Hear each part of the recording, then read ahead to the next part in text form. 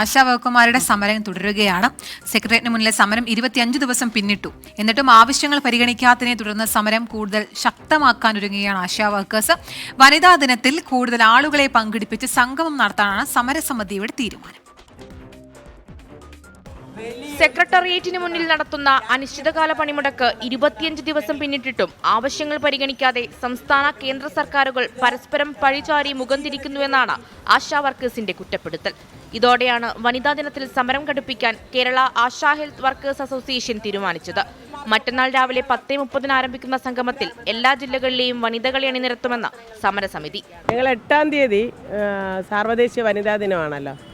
100 വർഷങ്ങൾക്ക് മുമ്പ് സ്ത്രീകൾ ഇറങ്ങി തെരുവിലിറങ്ങി അവകാശങ്ങൾ നേടിയെടുത്ത ദിനം, അതിൻ്റെ ഓർമ്മ ദിനമാണ് മാർച്ച് 8. ഇവിടെയും അനിതര സാധാരണമായൊരു സമരമാണ് നടന്നുകൊണ്ടിരിക്കുന്നത്. തൊഴിലാളി സ്ത്രീകൾ 100 വർഷങ്ങൾക്ക് മുമ്പുണ്ടായ അതേ സാഹചര്യത്തിൽ തന്നെയാണ് ഇപ്പോഴും നമ്മൾ എത്തി നിൽക്കുന്നത്. രാജ്മോഹൻ ഉണ്ണിത്താൻ MP ഇന്ന് സമരപന്തൽ സന്ദർശിച്ചു. വിഷയം വരുന്ന പാർലമെന്റ് സമ്മേളനത്തിൽ ഉന്നയിക്കാനാണ് UDF MPമാരുടെ തീരുമാനം. ഇന്ത്യൻ പാർലമെന്റിൽ എത്രയോ നിയമങ്ങൾ ഭേദഗതി ചെയ്തിട്ടുണ്ട്. കാലാനുസൃതമായി ഭേദഗതി വരുത്താനാണ് ഭരണഘടന തന്നെ ഉണ്ടാക്കിയിരിക്കുന്നത്. ഇവിടെ ഇപ്പോൾ നമുക്കറിയാം, ഓണറേറിയം തീരുമാനിച്ചിരിക്കുന്ന സംസ്ഥാന ഗവൺമെൻറ്റാണ്. വയറ്റിപ്പഴപ്പിന് വേണ്ടി നടക്കുന്ന ആളുകളായി സമരം ചെയ്യുന്നത്. നിങ്ങൾ ഓർക്കുക, നിങ്ങൾ എങ്ങനെ നിങ്ങളായെന്ന്.